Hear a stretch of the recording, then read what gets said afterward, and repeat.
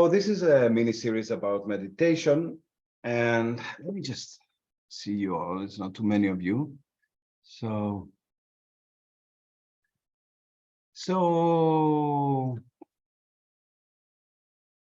I don't know if you've meditated in the past or not, but hopefully you'll find this helpful, all that we're going to share today.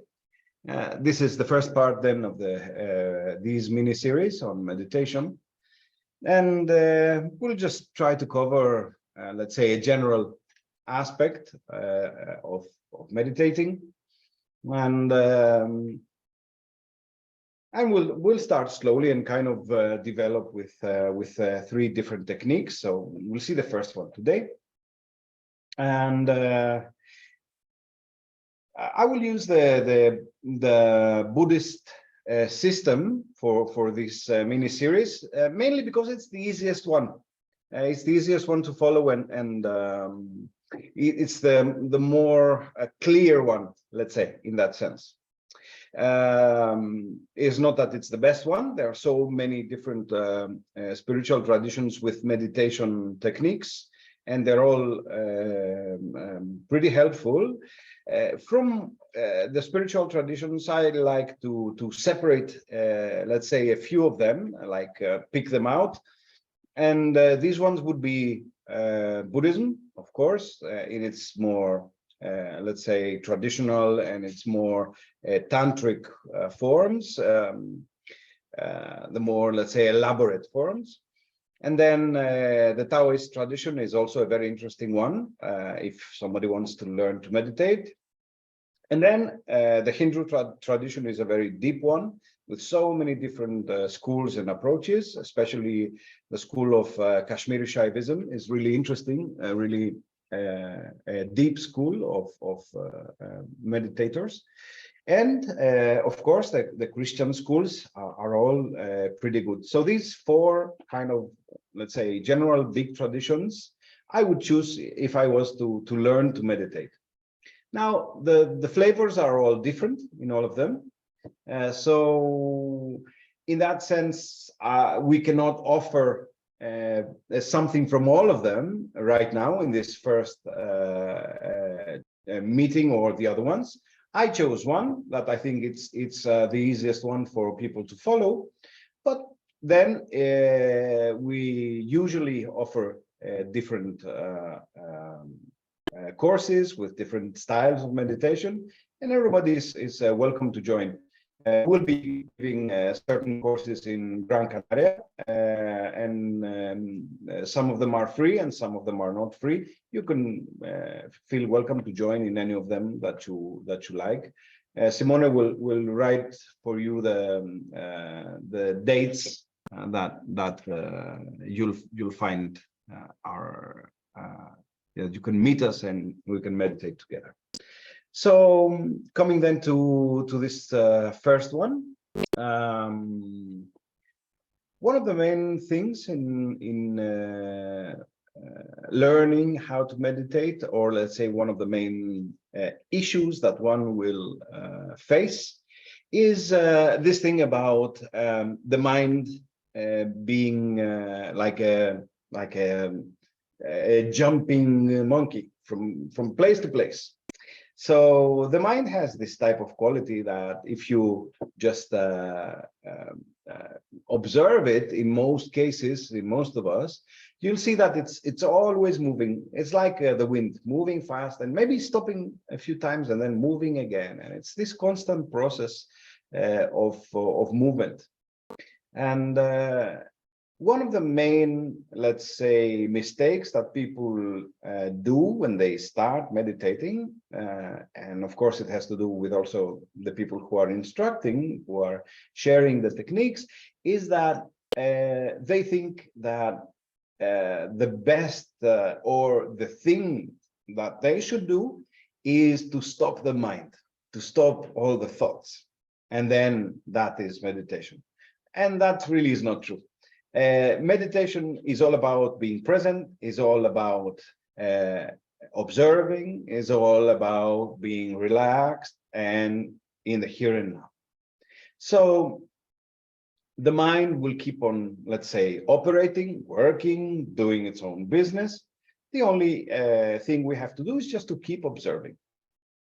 And of course, to observe from a relaxed, calm kind of point of view. And that's the hard part. The hard part is to just close the eyes a little bit and remain relaxed. And the moment, of course, that you relax, the mind gets even more active, even more enthusiastic, let's say. And it's one of the things we have to start facing, let's say. But in the process, what most of us will discover is that the mind really follows in some way. I like this saying that the Tibetans have, and they say that the mind is like, thoughts are like wild horses, and the thoughts appear, they come, and they are very curious to see what is happening. So like wild horses, they come very close, checking you out. And if you really get interested, or like you try and catch them, then you'll be gone with them. You'll disappear with them. And that's a good idea. So like wild horses, the Tibetans say, don't mind the thoughts. Just allow them to be there. Just allow them. And the idea is that the wild horses will come, will check you out, and then slowly go. So that's one thing we should consider as we are starting.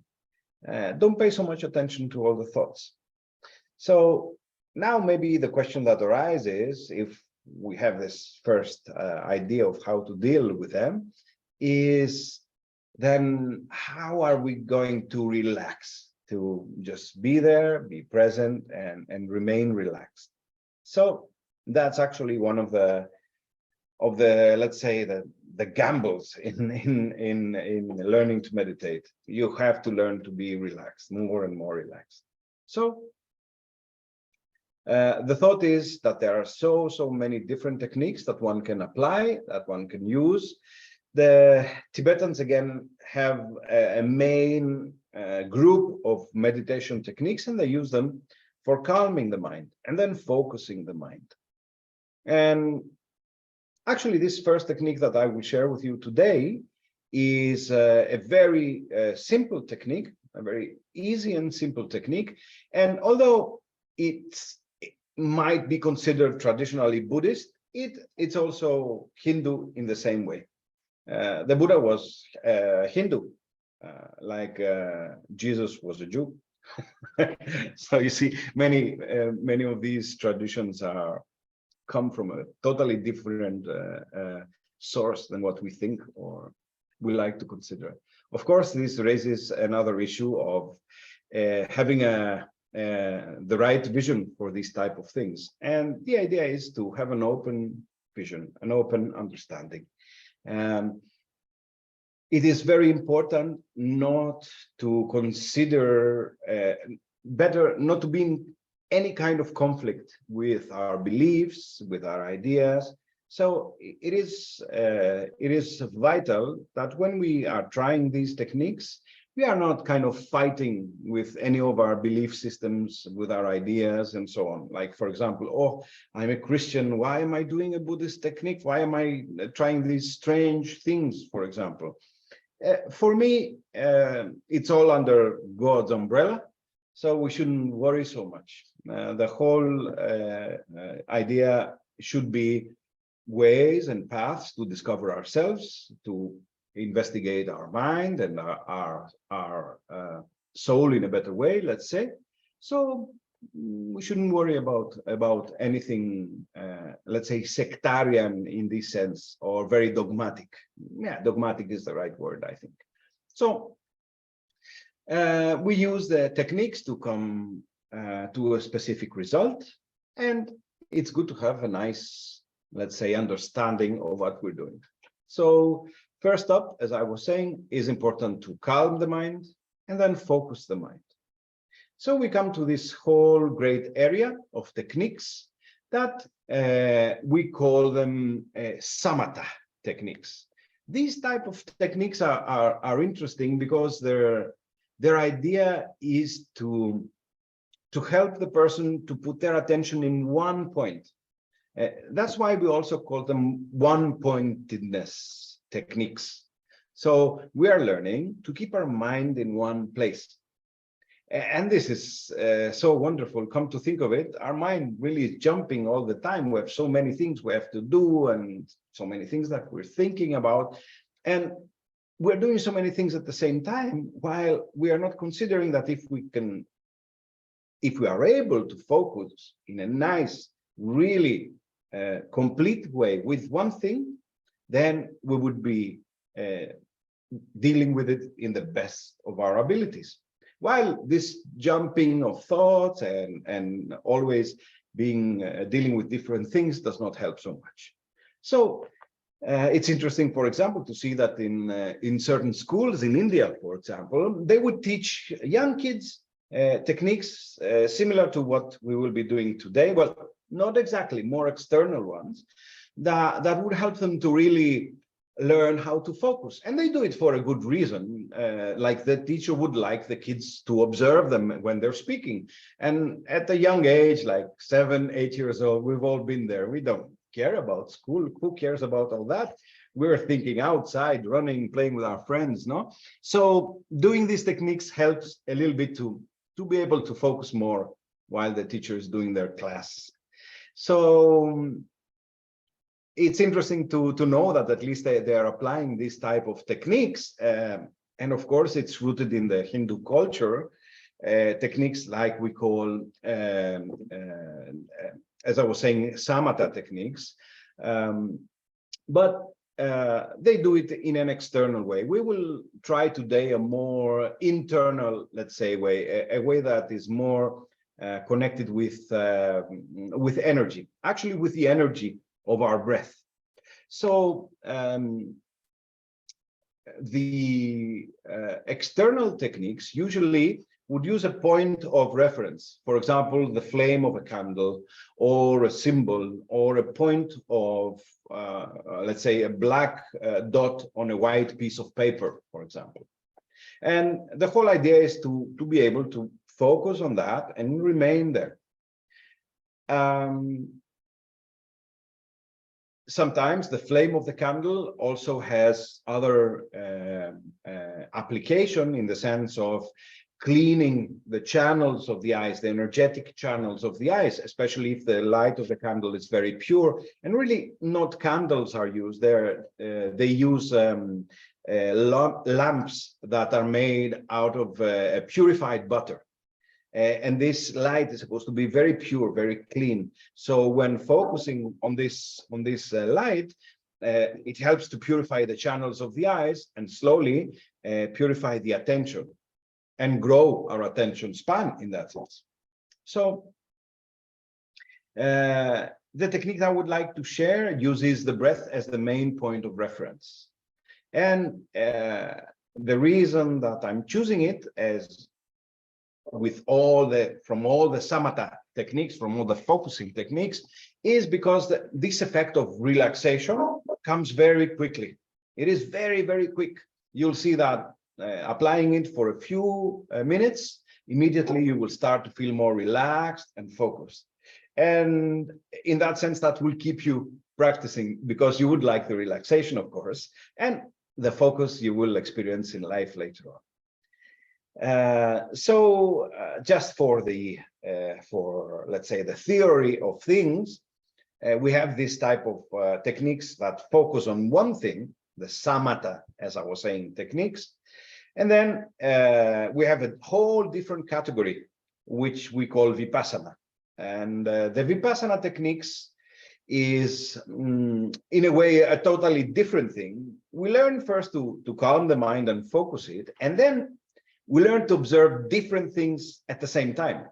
You see, it's more adapting into life, because life comes to you from many different directions. No, there will not only be one thing happening. There are so many things happening. Like I see a person now traveling on the bus. There are people next to them speaking, and she's observing us as we're doing all of this. So in that sense, the attention has to be more including everything that is happening. And this is more real in that sense, no? There will not only be one thing that we will be observing. We are observing many things at the same time. And that's more realistic and more practical in that sense, because we are learning to include more elements into our observation. And in that sense, when I will be speaking about Vipassana, by the way, the word Vipassana comes from two Sanskrit words, which means to divide and observe, cut and observe. So this is the idea with Vipassana. This is the second level, the second class we will be having. And the third level of these type of meditation techniques, there's not only one, as I was saying, there are so many of them, are the techniques that belong to a whole different school that we call Mahamudra. And I have chosen a technique that is can represent that school pretty well, and that will be our third meeting here. So let's stay with the subject at hand, which is first relaxing and focusing. So the technique that I will share with you today supposedly was one of the main techniques that the historical Buddha, the Buddha Shakyamuni, used to reach enlightenment, liberation. So it's not only a technique to help you to, let's say, focus and relax a little bit, but can lead you to the highest level of achievement in that sense, a full understanding of our original enlightened potential, our true self in that sense. So it's not a technique to be taken lightly in that sense. It's not just a technique that we're just sharing here. There are many things that you can achieve with it. So let's get into it slowly, and you'll have a chance to try it together with me, and let's see what it can bring for you. So as I was saying earlier, the idea is that we're focusing on our breath. We will use our breath as this vehicle of one-pointedness, of like an anchor of observation. So your observation will be remaining at that point. So with observing the breath, there are so many different techniques that you can use, but I like this one, this very traditional one, where you put your attention right here in the middle of your two nostrils, in your nose, on your nose. So imagine that your mind is focused in this point. And what you will try to do is you will allow the breath to be natural, totally natural. You'll be relaxed and natural, and allow the air to come in and out. And you will be remaining in this one point. You shouldn't worry about anything else. You shouldn't worry about what happens when the air is coming inside the body, if it's going in the belly or the chest. And you shouldn't worry with what the air is doing when it's coming out. Where is it going? Where is this all carbon monoxide or whatever is going? No, you don't care about these things. No, you just allow the air to exit, and that's it. And then another breath. The air is coming in and the air is coming out. And there is a nice description for this in a very old text. It's actually a Kashmiri Shaivism text. So it's a very, very old, let's say, manual of techniques. The text is called the Vijnana Bhairava. And supposedly in this text, God, or Shiva in this sense, is speaking with his consort, Parvati, Shakti. And Shakti is asking him also, what are the ways that I can reach some kind of realization? And Shiva, being so kind and of course in love, starts to share 112 different techniques with her. 112 different techniques to reach that highest point that he is right now. And the first technique he shows her is this one, the one that we're seeing today. So he uses this description saying, like the keeper of a gate, remain at the gate. And sorry, like the keeper of a fortified castle, remain at the gate. No, so the fortified castle is, of course, our bodies, and the gate, the entrance and exit of the breath for this particular way that we're choosing. So the idea is, like if you are a gatekeeper, no, you would be observing who comes in and who comes out. You do not care what the people are doing inside the gate city, no, or inside the castle. You don't care. You're just staying there on point, remaining. So the only thing you should care about is who enters and if they exit. So a breath comes in, we don't care where it goes. Does it come out? Yes, now it's coming out. Perfect. We are observing that. And we're always remaining at the gate, always here between the nostrils. So this is it, really. There's not much more that you need to do. And this is the beauty of this technique. Of course, it has a second step, which is the Vipassana step that we will be seeing next time. That makes it a little bit more complicated, let's say. And actually, in this type of technique, we can find all the three levels.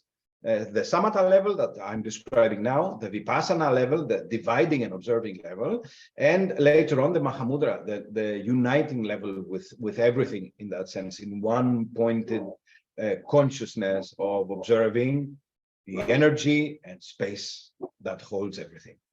So it is a complete, full, beautiful technique in that sense, very effective. And all you need for this first part is, oh my God, it's going crazy. All you need for this first part is to learn to observe in the nostrils, on this little point between your two nostrils. So that's the only thing you need to do. So by the way, if you have any questions, please make sure to put them in the chat. There is, if you go underneath right there, you'll find a little thing that says chat, and please write it down in Spanish or in English. It doesn't matter. If it's in Spanish, they will translate it for me, and if it's in English, again, I will check it and be able to hopefully know the answer to it and help you out with it. So feel free to write. We're not allowing the microphones to switch on the microphones because it's a little bit difficult to. Then you will be exposed because this thing is being recorded, so maybe other people will hear your voices and so on. We are living at a funny time. So that's the general idea. So let's have a go. Let's try it. You just put your attention in this point, allow the eyes to close, and just observe. I will guide you. So maybe my voice will help you to remain on point. And let's see if it works for you, or how does it work for you, or if it creates any problems, or maybe some issues appear at some point. Okay, so let's try this. So just find a comfortable seat at this point. It doesn't matter if you're sitting cross-legged or sitting on your chair or your couch, even if you're lying down, it doesn't really matter. The whole point is to remain and consciously keep observing. So slowly allow the eyes to close.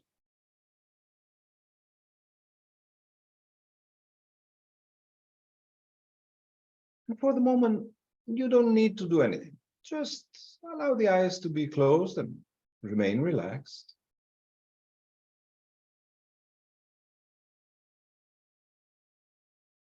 And just be with yourself for a moment. And that's all. Just for a moment. We're not doing anything just yet. We're just being. right here, right now.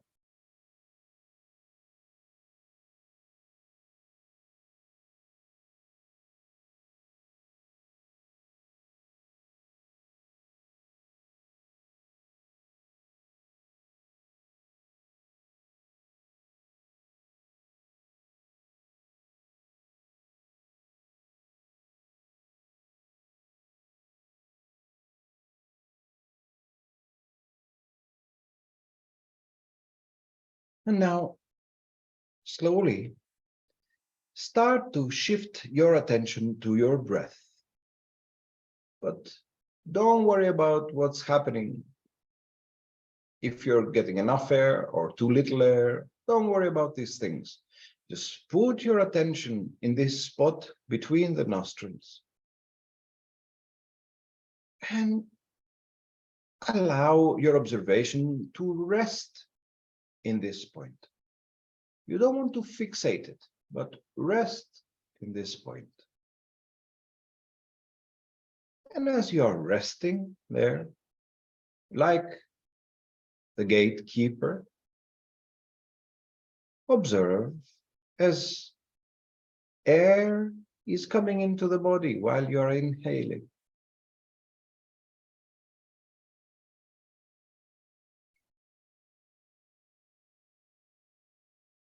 And allow the breath to be a long breath, a satisfying breath, a full breath. Really enjoy this.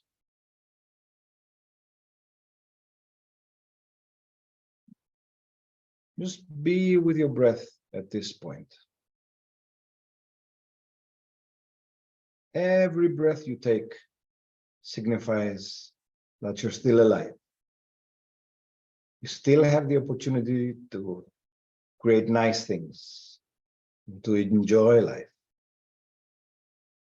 So many things to be happy about. So many things to be grateful about. And every breath signifies that.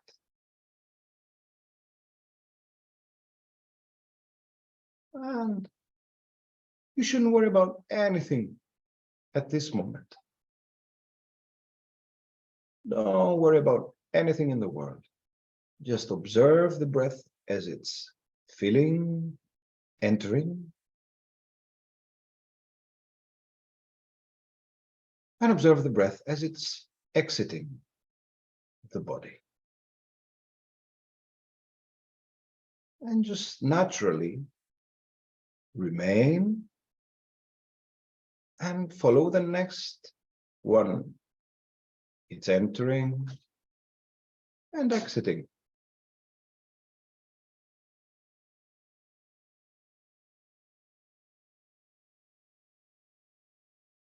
Observing right at the nostrils. You don't care about what the air is doing in your body.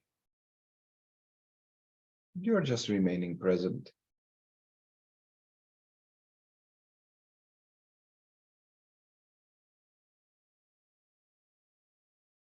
The air is coming in.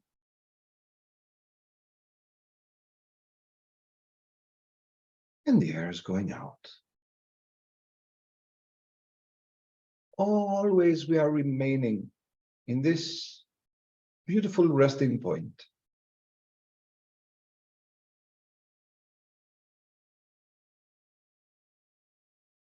Air entering and the air exiting. Not a care in the world. That's the only thing you should care about right now.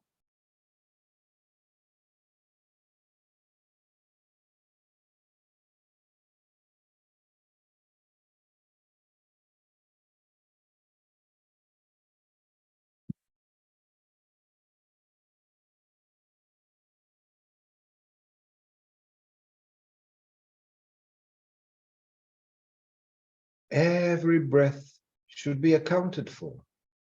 Observe every breath. Do not let even one slip. And if you observe that you've missed a breath, then that's fine. Just return and keep observing. And just enjoy this process.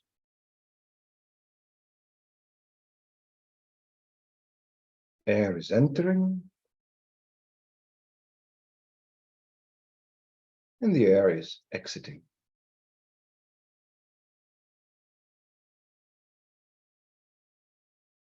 Always remaining into this one point, right in the middle of the nostrils.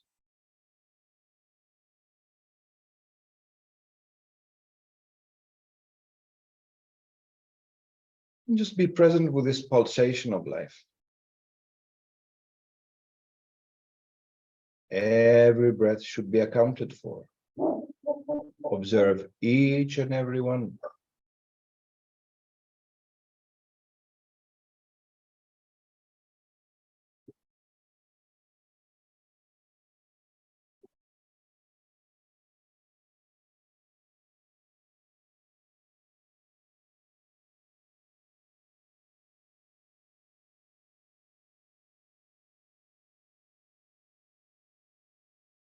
And maybe you observe that you've been somewhere else.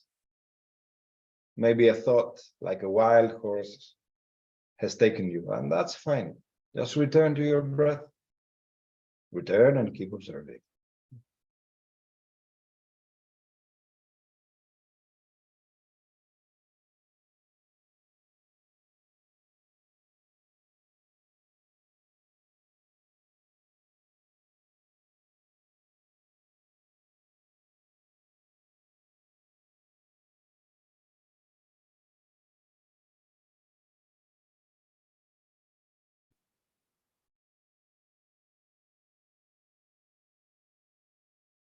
And just keep observing, keep observing.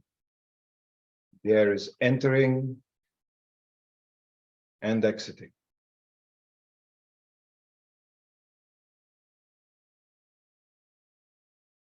Air coming in and out.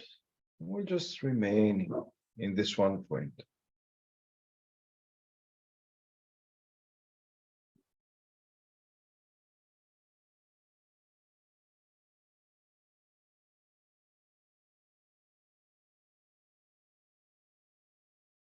It's fine. Other sounds are present, like you can hear the sounds of my environment right now. And probably you're all in your different places. And there are, of course, sounds and movement. You just remain with your breath and allow everything else to be there as it is. And you don't worry about it. You just stay focused. Remain at that point. I'll just be quiet for a little while now and just allow you to go through this process by yourself.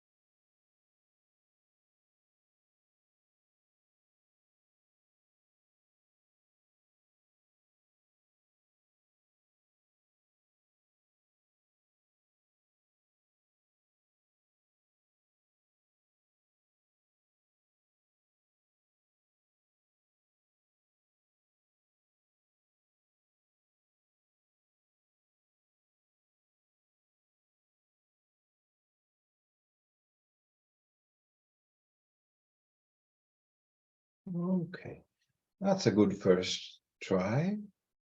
As you're listening to my voice again, you can slowly start to open the eyes, move the body a little bit, and return.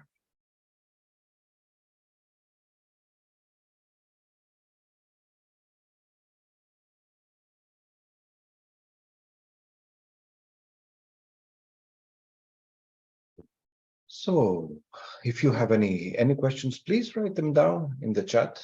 If you have any difficulties, also it's good to let me know so that we can deal with it or try and answer. So as you're observing, the whole point with this one is just to remain there. Yeah, and the more you remain, the more you stay. I hope you're feeling it.